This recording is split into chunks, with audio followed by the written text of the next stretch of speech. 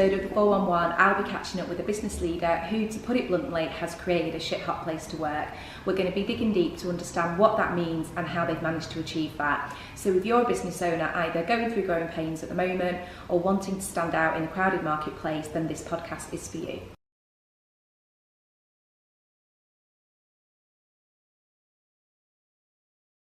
So welcome to today's episode of the 411. Today I'm joined by Andy Whatmough, the Managing Director of S&G Response.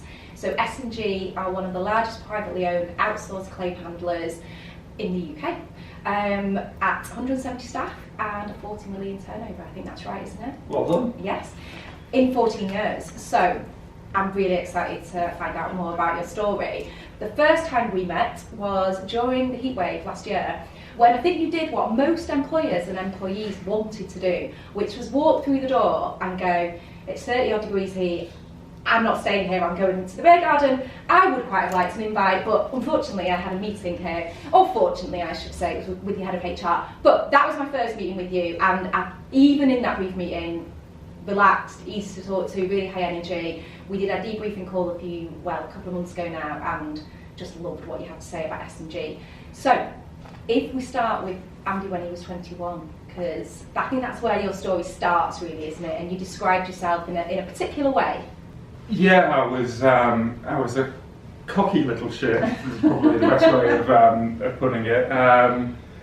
So yeah, just finished university and looking for my first job. And at the time I thought, you know, the one role which suits me down to the ground that I'm ready for would be Chief Exec of Goldman Sachs. Okay, so aiming high. Aimed high, applied. Right. Unfortunately Goldman Sachs didn't agree. So I spent the best part of 9 months sort of dossing on mates' floors in London, doing the interviews, and each time was a no. But I was enjoying myself. Yeah. Great social life. And then I ran out of money. Okay. So I came back up to the northwest to my parents with the intention of trying to candidly fleece them for some more cash and go back and carry on what I've been doing. To my dismay at the time, they said no, go and get a job. So I ended up working in a new start insurance call centre for £5 an hour. Okay. Which wasn't where the grand ambition originally lay. But I actually found out I quite enjoyed it. I say it was a new start business, and it was very entrepreneurial, very sales focused. So it was growing. Yeah. And I was able to then grow with it. So if you like, I learned the craft of insurance claims handling, sort of 2000, 2003, and then I started moving up the management chain in that business. And then in about 2005, I did my first sales deal with quite an established large insurer. And then I did another one in 2006. So for that, they actually put me on the board. Okay, great. And we were about 250 people by this time. Right, so that's a big role at a young age, isn't it? Yeah, I'd have been about 25, 26 at the time. Yeah, turning over about 30 million. Right. And then in 2007 I did my third big deal. So it gave me a small minority shareholding. And then in 2008 we sold the business. The majority shareholder was a lot older than I was. He was in his late 50s at the time, and he was looking for his exit. So we were approached by an American PLC. The deal was done. The majority shareholders literally sailed off into the sunset. Yeah. And I was left working in this completely different environment, completely different culture. We'd gone from sales focused, all about growth.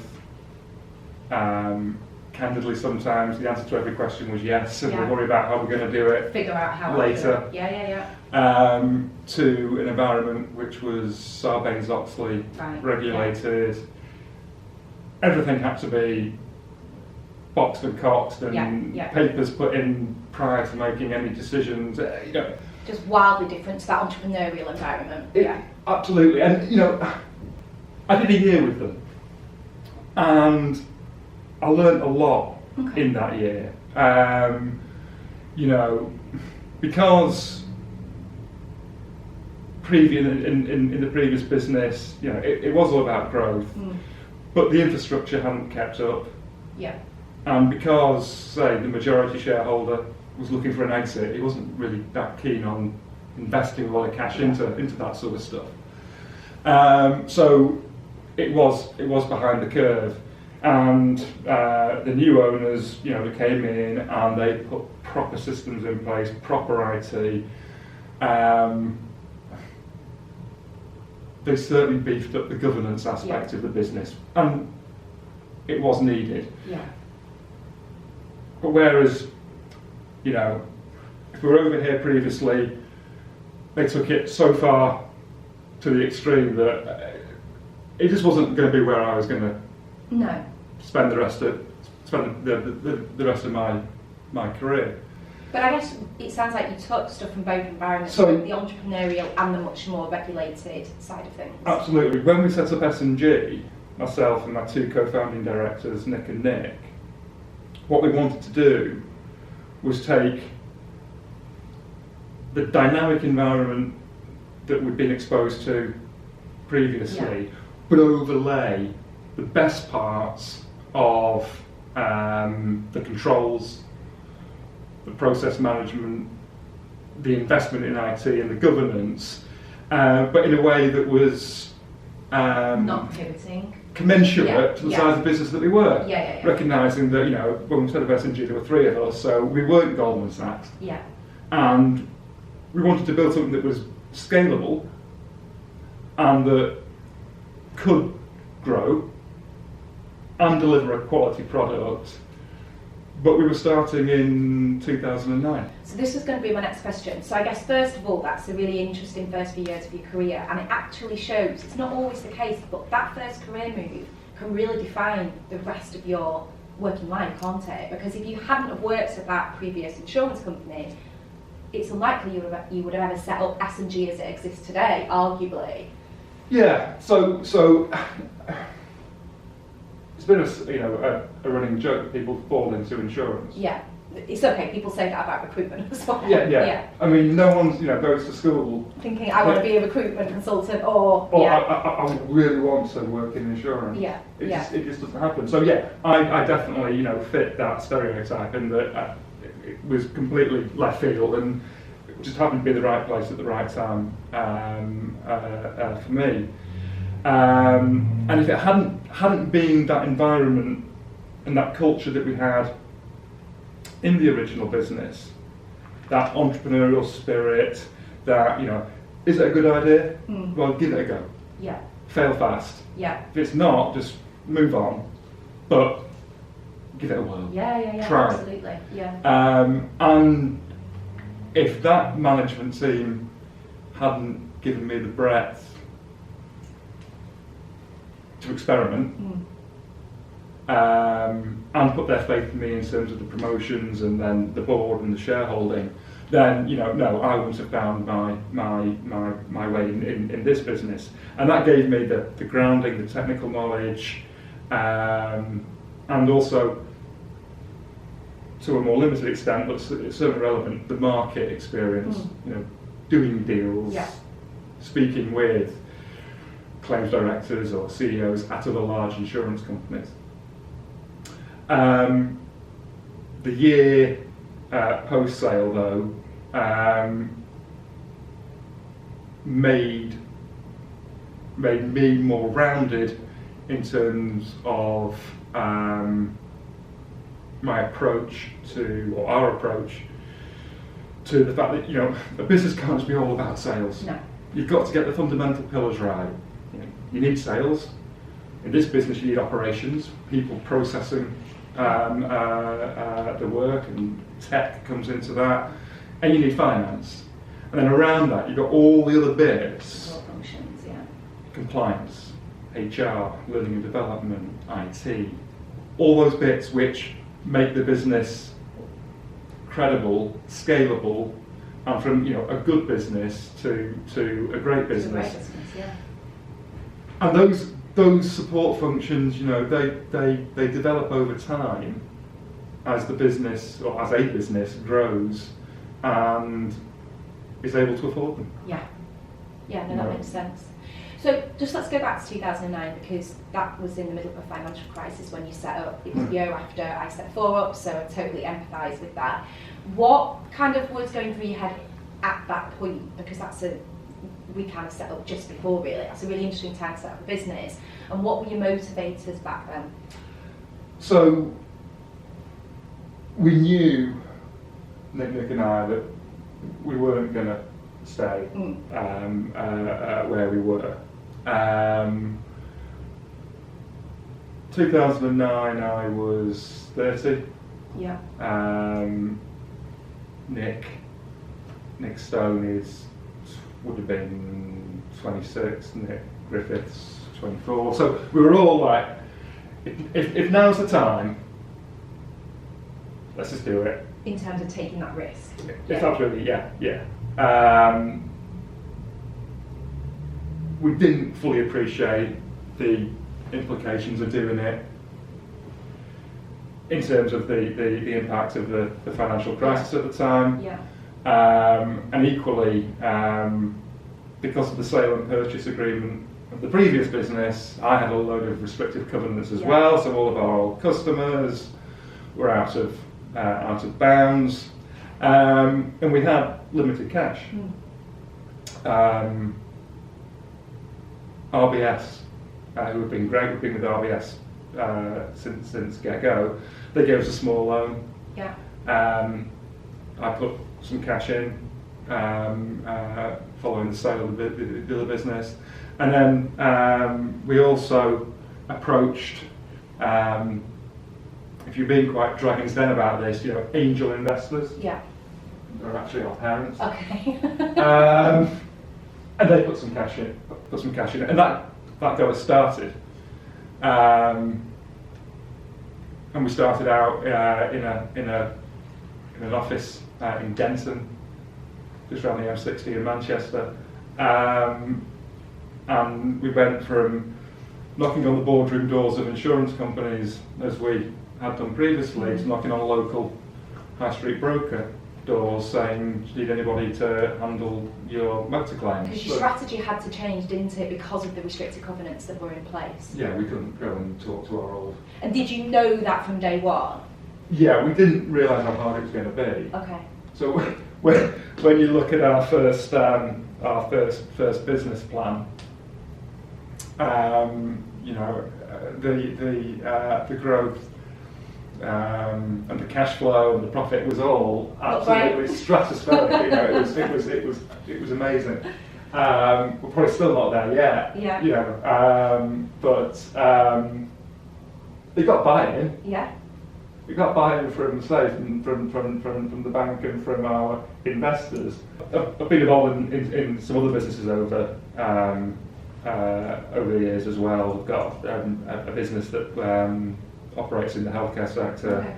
I've got a stake in a marketing agency. Right. And again, with each of them, you look at the day one plan and it never goes. I think I've said this on previous podcasts. I don't know still what your plan is, and we'll move on to that. But I think when you set up a business, there's this noise around you around this 3 to 5 year time frame, and then you'll be able to sell, and it's almost like it's this absolute breeze. And I look back now and I think, wow. And I think ignorance is bliss to a certain degree, isn't it? Because if you'd have known on day one what you knew now, as amazing as I'm sure it's been, there's lots of challenges and bumps in the roads, aren't there, that you've got to navigate. We have the benefit, we have for the last sort of 5 or 6 years of being able to appoint a non-exec chairman. Okay. And he comes in here twice, 3 times a month, and he, I must drive him crazy because he's all about planning and your 3-year plan, your 5-year plan. Like, I can't think past next week. Yeah. Especially at the moment, there's so many variables in terms of trying to run the business in our sector and the macro economic environment. But yeah, I find it really hard to think in a 3-year or even a 5-year stretch. I just don't have that capability. I can think, right, well, there's this opportunity coming, and I can do this, I can shape that. But typically, you're looking no more than 12 months out. Yeah. Okay. And Charles is great. He works with me very closely on improving those areas. But we've done all right. More than all right, I think. But I can't help but reflect. Quite often it's been opportunistic. We've seen an opportunity, but because we are still, compared to a lot of our competitors, a lot more nimble. We're still a lot smaller. Yeah. We can move and we can adapt and we can take advantage of those opportunities as they arise.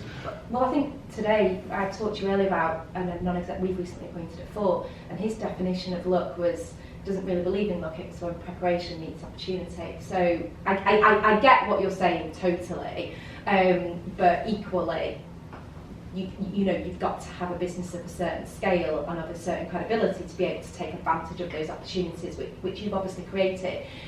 In terms of the growth, and correct me if I'm wrong in this actually, a lot of the growth, both in terms of employee numbers and turnover, has been post-COVID. Is that accurate? I'm sure post-COVID, was it about 80 odd staff you were on? We entered COVID at about 100. Okay.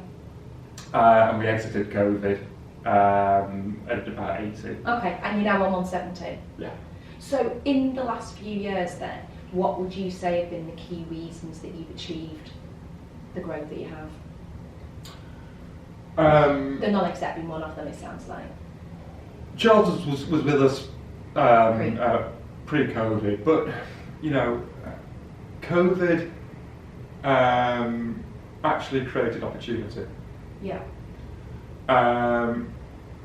It massively disrupted the established way of doing things, not just in our sector, but across the board. And managing COVID for me was first of all about changing mindset.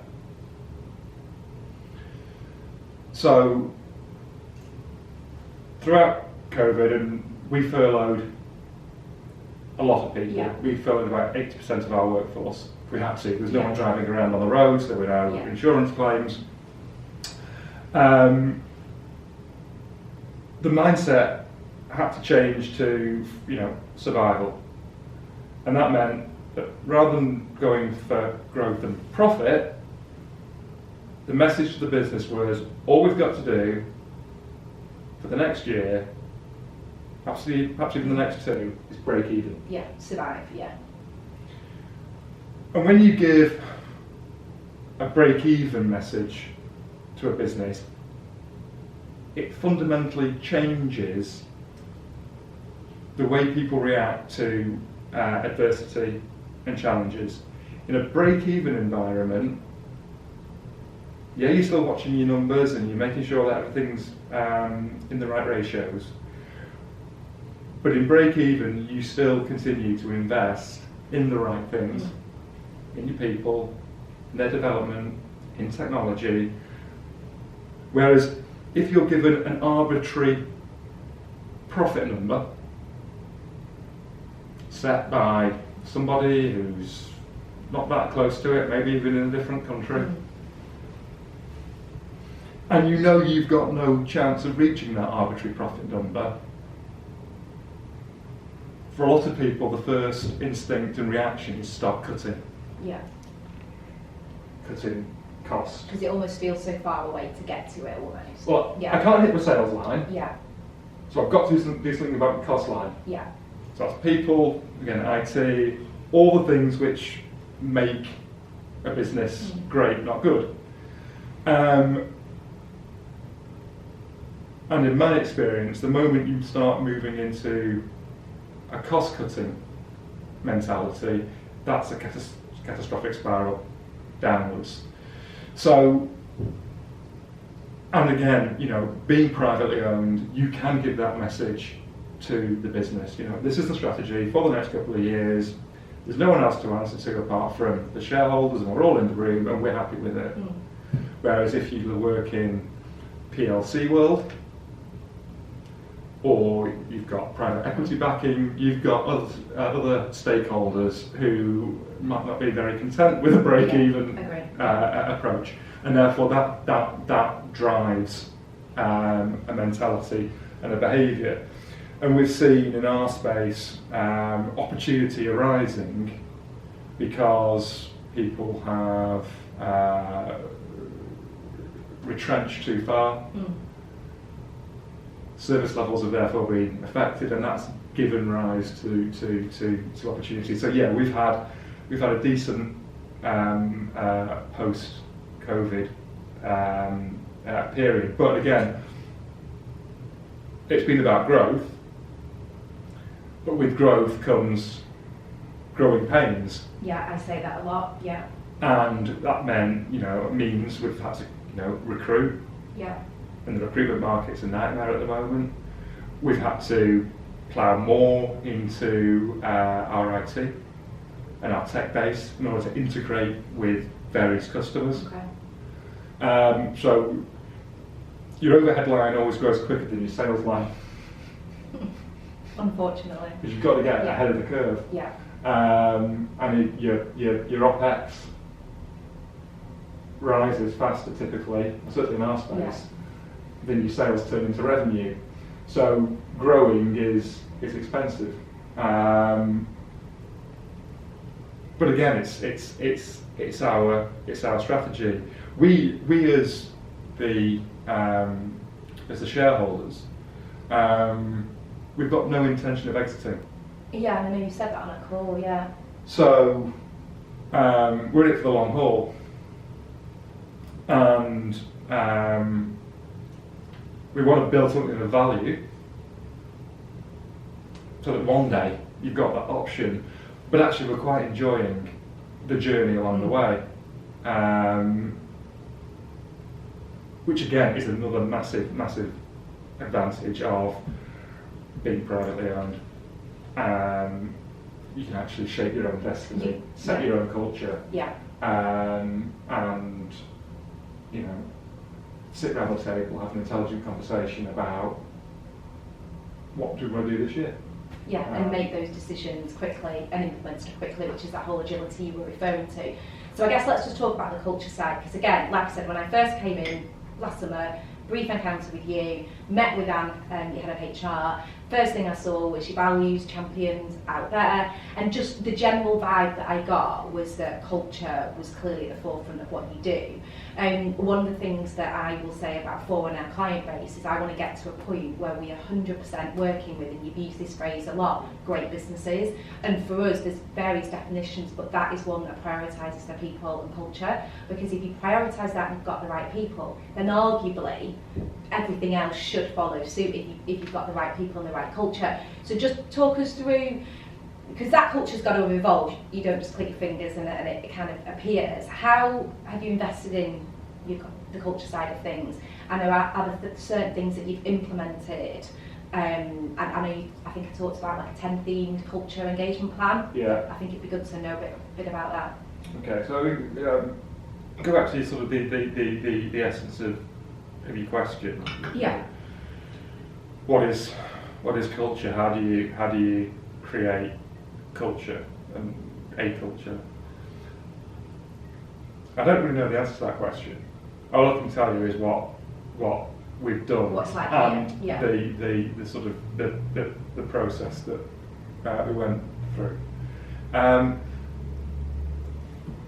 At its core, what we wanted to do was build a business where people enjoyed coming to work. Mm. That was the basis of, if you like, the plan. Not that there was a formalised plan until very recently, but yeah, you wanted people to be happy when they came in through the door and give 100%. Yeah. whilst they were there. So, you know, go back to the very early days. Say myself and Nick, my two co-founding directors. Yeah, we worked together with the previous business, but we were also friends. Mm. So it was three friends coming together with an idea. Let's take the right risk. Sorry, now is the right time to take the risk. But it meant that there's no politics in the business. It's all dead open, dead transparent, Yeah. and candidly, you know, I'm pretty sure that we'd all put our friendships before the business. That's probably the one thing we would put before the business. And then you start bringing people in around you. Mm. First 2, 3, 4, 5 people, and they're the people that, you know, you get to know the closest. And I'm, you know, dead proud that we've still got people working for us that were there, that joined us in those first 6 months. So they get to feel it. That this is, you know, they're dead open with each other. Yeah, there's a bit of banter sometimes, but you know, they're serious, they're committed, but it's a friendly place. And I think you said that optimum size you saw was about 30 to 40 staff, didn't you? Yeah, so we got to about 30 or 40 people, probably about 3.5 years in. And at that level, you know, you've still got your hand on every lever. Yeah. And you know every member of staff, and you probably know a little bit about the personal circumstances and perhaps a bit about the life story. When you start growing beyond that, it's difficult to maintain that level of connection and familiarity with every member of staff, because there's so many of them and you get natural churn sometimes and all that sort of thing. So you've got to start putting in formal systems and processes to, if you like, define the culture and let people know what it is that they can expect. Yeah. Culture is a very much a two-way thing. You know, it's what's the environment, what's the essence that you can expect as a member of our team from us as a business, and vice versa. What's the minimum standards that we expect from you as part of our team, as one of our colleagues.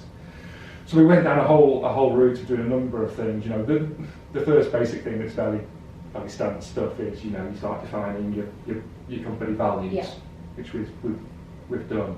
We then into vision and purpose statements. You're setting out a more high level aspirational view. We then took that into our business principles, which are our articulation of what both internal stakeholders and external customers, stakeholders, can expect from us as an organisation, covering off, you know, ways of behaving, risk and compliance, our approach to growth and governance, all that sort of stuff. But then recently, we introduced our people and culture plan. Okay. So we now have a rolling people and culture plan. There's 10 parts to it. Did this come, by the way, at the time that you appointed Anne into your head of HR role? Anne was crucial in bringing this in. So yeah, Anne is the architect and champion of the people and culture plan. And did you have HR before that? So I think the investment in HR generally is something that even today a lot of owner-managed businesses still don't quite see the value that they can add, which blows my mind, because I think there's huge value, especially in the world that we're currently in, but that seems like a key hire for you. So prior to Anne joining us, HR was effectively picked up by our office manager, and it was done on the side, along with a load of other responsibilities that she had. And again, being honest, there was a couple of board meetings where we debated, is now the right time to start investing in HR? Yeah. But the decision was taken, let's do it. So we actually hired a headhunter. Yeah, okay.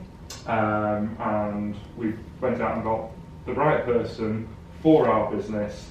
Went through a really extensive recruitment and interviewing process. We had about 6 candidates that were identified and whittled down ultimately to Anne. And she's come in and she's put in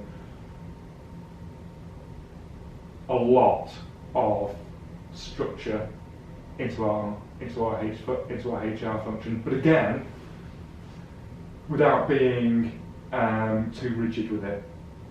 Because again, I was really nervous that you start bringing in HR and you're just going to be putting rules, textbook, black and and white, red tape yeah. into something that doesn't need it. Yeah, it's got to be commercial HR in this owner-managed setting. Absolutely. Yeah. Absolutely.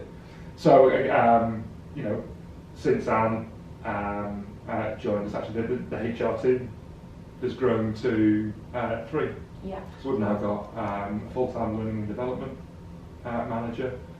We've got somebody now working full-time on recruitment, or talent acquisition, as it's now apparently called. But just making sure we get the best people and getting the right recruitment processes in place to identify people who are going to be culturally aligned to what we've built and what we continue to build. But all that, if you like, is encapsulated in the people and culture plan, which covers everything from learning and development to remuneration policy to health and safety. So there's 10 parts to it, and that's still it's still a work in progress. It's being rolled out. Getting engagement from our people is something that we put a lot of time into. Again, we've now got someone who's more or less full-time role is staff engagement, keeping them abreast of what's going on in the business, feel like they are part of the journey, and that their roles are valued.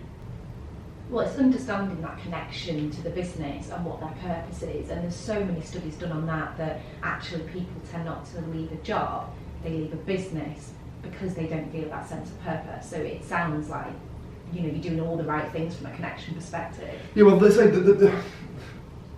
the world's fundamentally changed. Yeah, fundamentally changed. So obviously, prior to 2020, everyone worked from the office. And then all of a sudden, 80% of you're on furlough, and the ones that are still working, you're working remotely. It was actually quite easy to get them all out home working.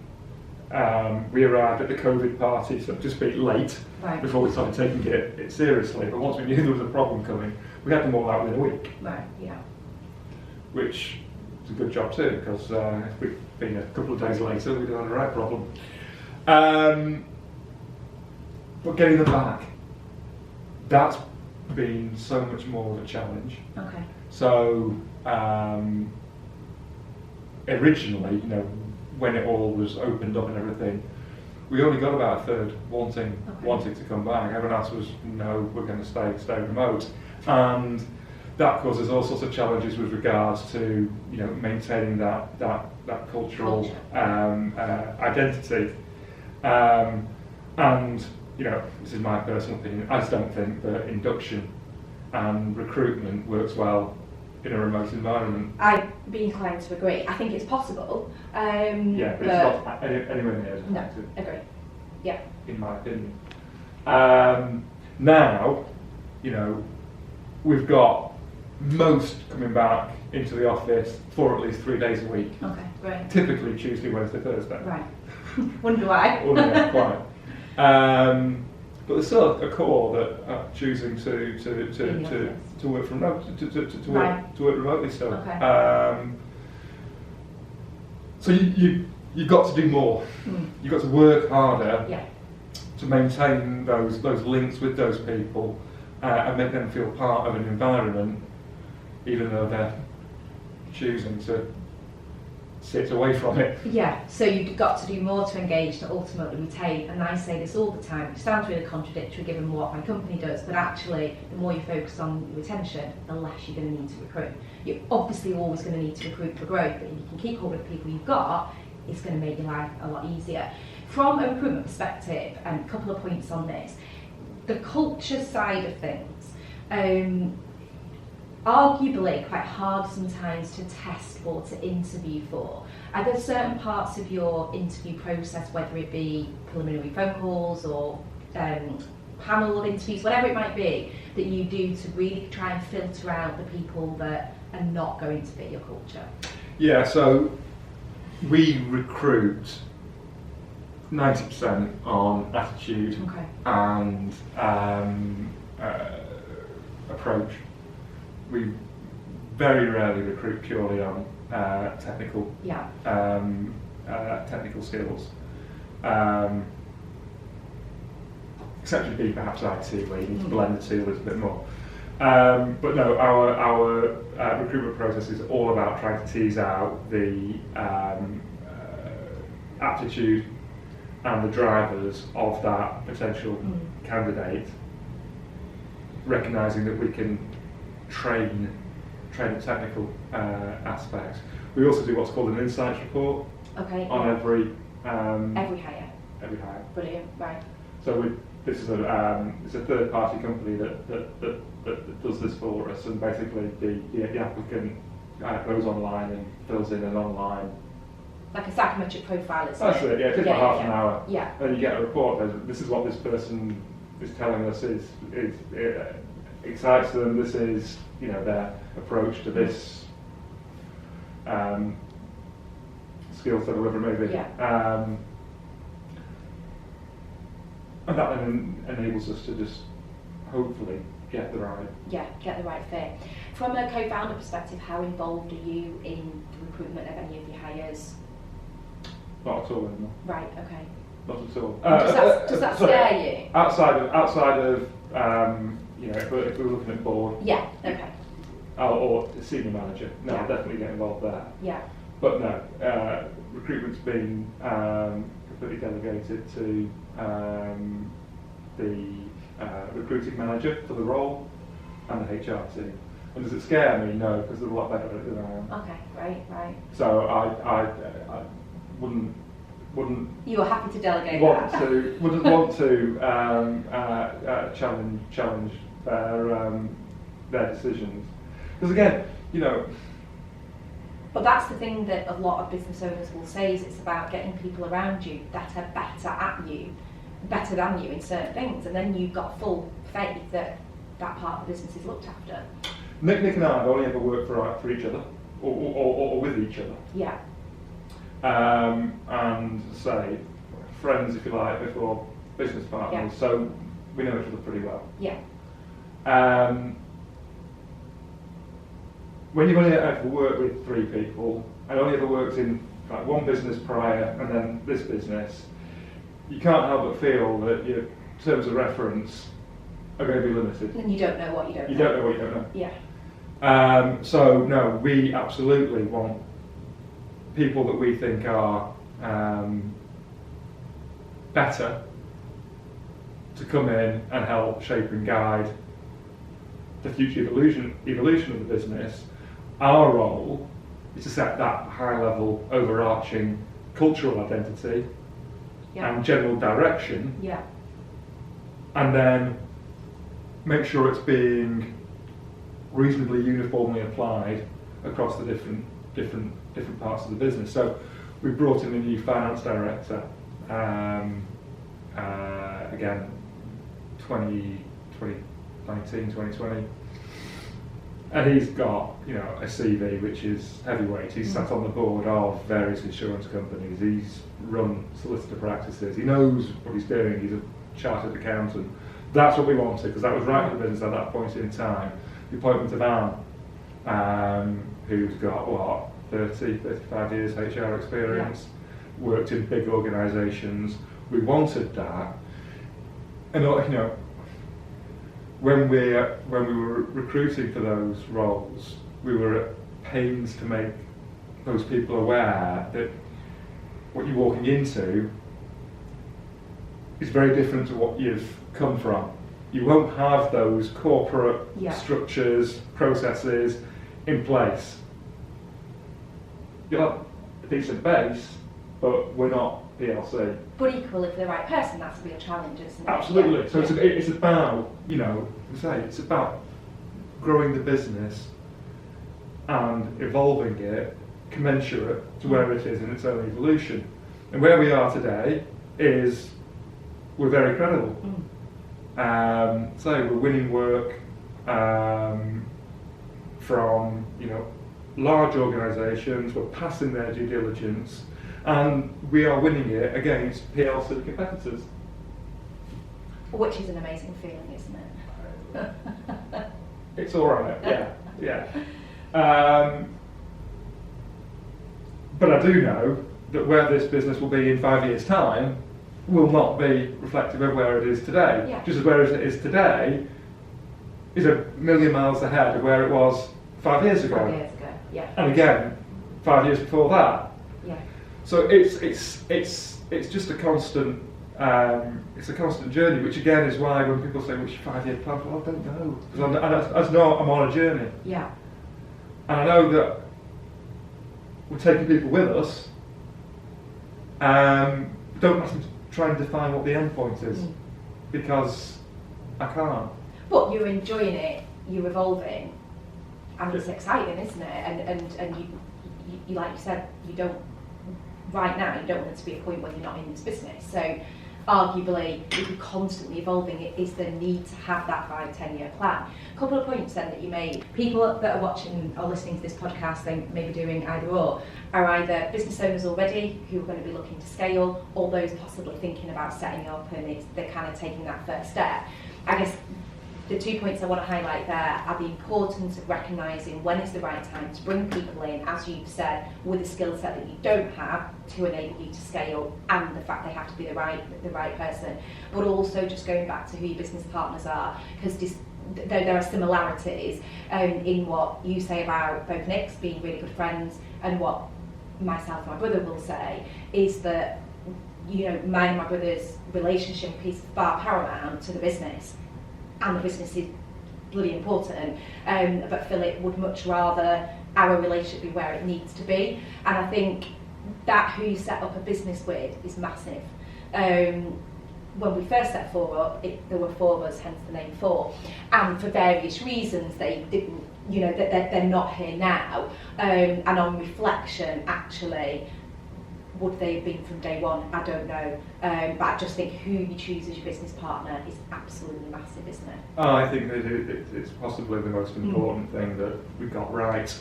And don't get me wrong, Oh, there'll be disagreements, won't there? I'm quite sure. Same, yeah. All the time, but you can do it in that open environment. Yeah. Which is fundamental. And I wouldn't want to set up a business by myself. No.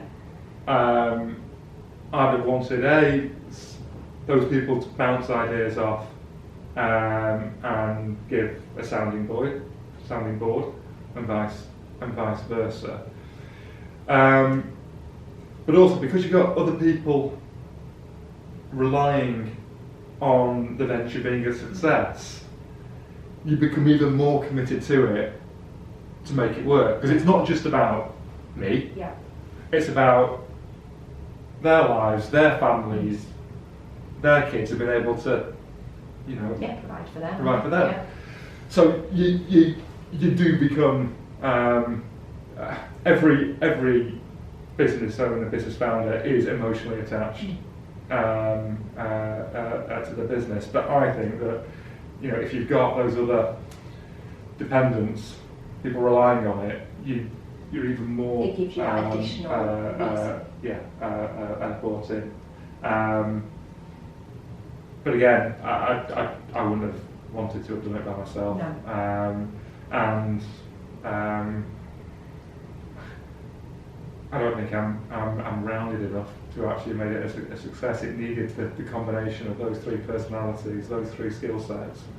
To make it work. To make it work, yeah. I mean, I'm not really a detailed person. That's definitely the other two.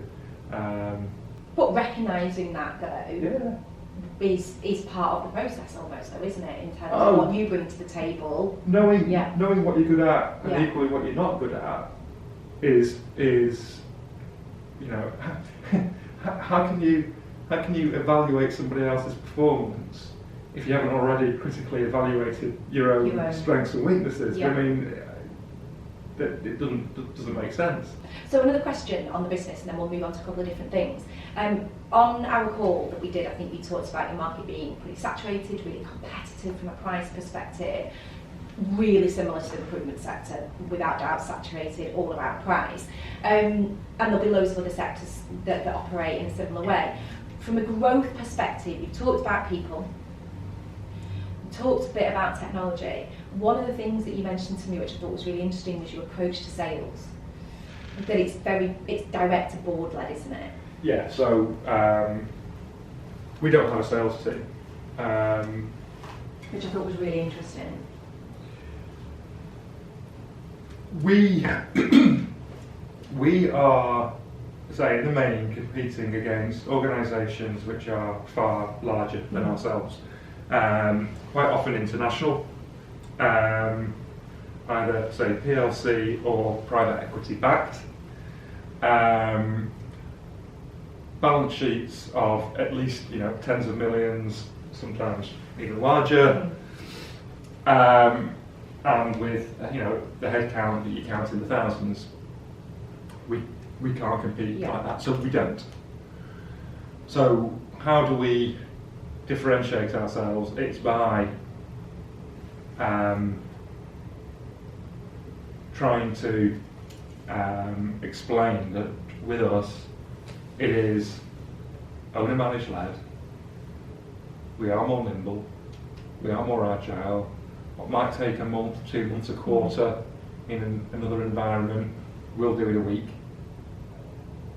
The fact that we want to get under the skin of our customers and understand what their strategic priorities are, and then have an intelligent conversation, ideally at the board, as to how we can help influence and shape that, so that we become not just a partner, but actually an enabler of their own plans. And that's where we're winning. That's what we're selling. Every client has a board level sponsor, typically myself, or Nick or Nick. And we will sit down with those customers quarterly and have those conversations about what else can we be doing, how can we make this better, what are you trying to achieve, and then we can apply the resource to help make that happen in short thrift. Obviously our IT team have to be incredibly resilient and adaptable because they've always got new things coming at them. That's why IT is over 10% of our workforce in terms of people, because we need those people to be able to facilitate our customers' ambitions. So no, sales is board led. Well, I personally love that approach, because I think whilst we're smaller than you are from an employee and a turnover perspective, I'm still really client facing at that board level, because I really care and I really give a shit. And actually, I think customers want to see that, as opposed to that faceless, more corporate individual that they might meet who actually isn't fully invested. So I think there's massive mileage in it, and I find it quite reassuring. Some people might differ with this point. It depends what your exit plans are, and you don't have any at the moment. Some investors will turn around and say, but if you're too reliant on the directors, then where's the value? But if the owners are not on about going anywhere anytime soon, I think that puts you ahead of the game, definitely. Again, yeah, I think you're right. It is about showing that passion, showing that commitment, and making those clients, those customers feel important. Feel important, yeah. And again, I think there's also, a mindset difference here between, the owner-managed entrepreneurial approach to corporate world. I've had no sales training ever, but I can talk passionately about what's important. I mean, you've done pretty well considering. Well, again, we've done all right, and we've still got loads of challenges that we've got to face in the business. But the direction of travel is established and set. But yeah, there's a very different type of conversation that's had between someone that's emotionally invested in a business and someone that's employed. Yeah. So a couple of quick questions about yourself then, to finish it off with. So you're a positive, pretty high energy person, but ultimately being owner of a business comes with a lot of responsibility, a lot of stress, as you just alluded to. What are the things that keep you up at night at the moment as a business owner? So, quite a few things at the moment, actually. I know the feeling. No, we've got challenges that we've got to face into. Two ones that I think are the biggest for me at the moment.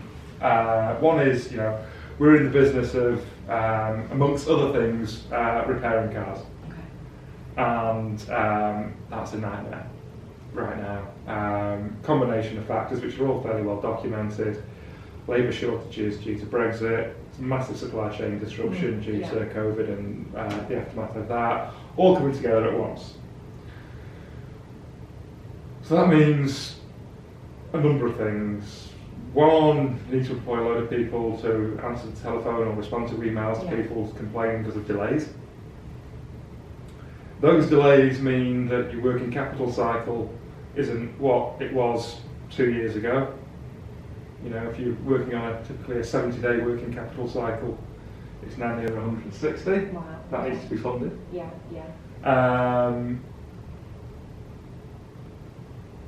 And then you've got this issue of the current general inflation. Yeah. And it is a tough market, and it's not just a case of I'm going to put my prices up tomorrow to be able to afford it.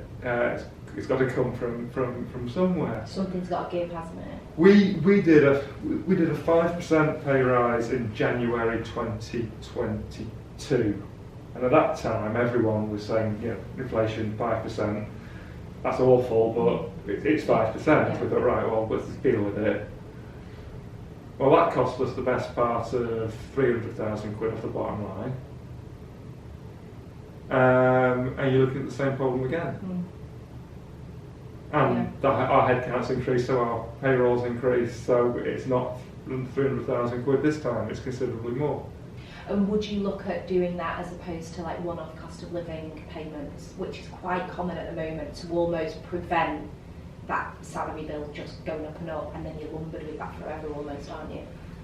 Yes is the answer to your question, but you've got to also look at it in terms of where are we, both in terms of our industry and what are we doing vis-a-vis our competitors, Yes. but also our geographic location. Yeah. So we're based in Wilmslow, Cheshire. Not the easiest place in the world to recruit, being honest with you. But I've got up the road, going up towards the M56, I've got a huge Amazon warehouse, and I've got John Lewis, both of whom are nothing to do with the work that we do, but I'm hearing stories of Amazon, paying the best part of 40,000 quid a year, perhaps more, to people to put things in boxes. How do you I can't compete with that. No. So it goes back to why do people want to work here? Which is why you've got to put all that Goes effort back to and the whole time. culture side. Yeah. I know you've spoken quite passionately about the whole apprenticeship programme, and that's worked really well for you, hasn't it? And possibly navigated some of the challenges with graddies. And actually, I think you said almost the apprenticeship programme was proving more successful. Yeah, Just 100%. Share your experience with that then. Yeah, so we started our first apprenticeship programme, it must be a decade ago. Okay. 2013. And we... Sorry, when we say apprenticeship programmes, what age are we talking? We are talking anyone 16 plus. To 20 type age bracket. Yeah, so Okay. from GCSE school leaver, or whatever the correct term is these days, up to 18-year-old leavers, those that don't want to go to university, want to earn and learn at the same time. We have typically had an intake of about 6 or 7 people a year. Okay. The first class still got people from that first class, that first intake, 2013. One of them's now on the operational management board. Right. So she's gone from apprentice to management team over the course of the 10 years. Yeah. And it's just a real success because we're bringing these people in, and again, they're soaking up our way of doing it, our culture, with no preconceptions. Yeah. Now we look after them, but there's no baggage. And because they're coming into the workplace for the first time, they want to work, which is a great starting point. A great. They're choosing that over education. Yeah. Yeah. A great base entry level. And it's something that we will continue to do. Yes, we've definitely had this scenario whereby they've come in, they've done an apprenticeship with us, but we've trained them up, we've given them experience, and they have then gone on to other bigger and better things. But that's just part of life, and you can't keep everyone forever. Yeah. And you shouldn't want to either, because that would be pretty stagnant. So giving them that decent start is something that actually I'm really proud of, actually. Yeah.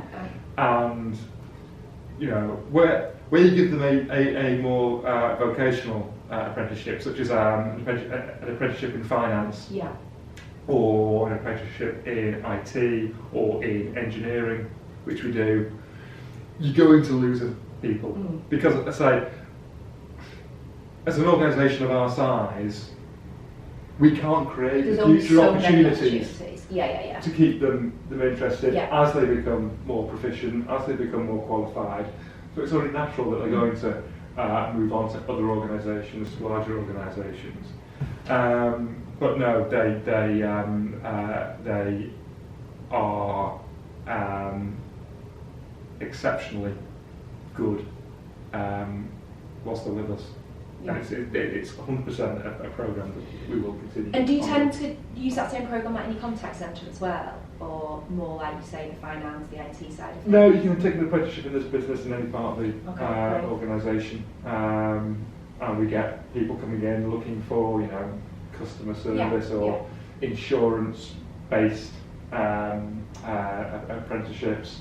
We get, say, those coming finance or IT, and we just evaluate them on their own merit as part of the annual recruitment and intake. Yeah, places. no, I think it's a talent pool, isn't it, that certainly didn't exist in that way 10 years ago. We've probably taken 5 or 6 on in the last few years, but actually it's something that we're looking at more at that trainee recruitment level, so it's just interested to find out a bit more. Finally then, in terms of what motivates you, because and that will change over time, won't it, from day one to kind of where you are now, but what gets you out of bed in the morning? What's your why, I guess? My why? Great question. I think it goes back to some of the points I made earlier around we're on a journey. There's no end point. Yeah. And I don't actually know the destination. So. But that's obviously keeping you excited, isn't it? Absolutely. Yeah. So, the direction of travel has been set, and the direction of travel is onwards, upwards, bigger and better. But beyond that,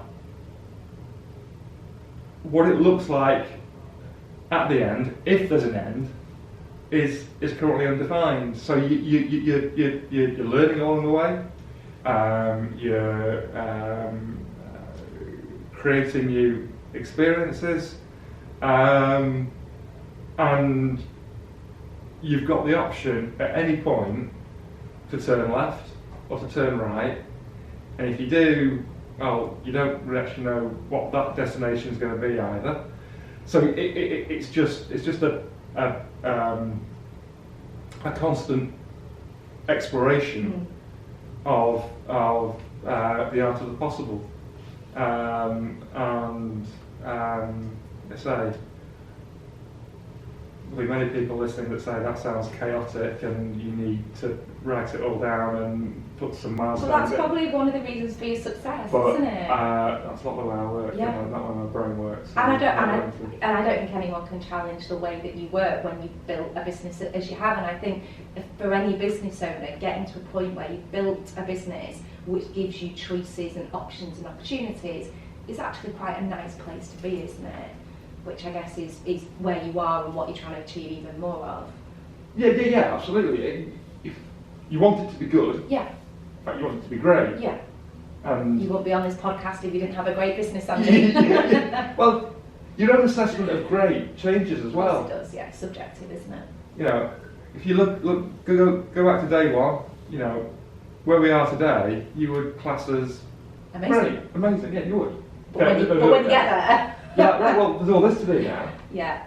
And that's what great looks like.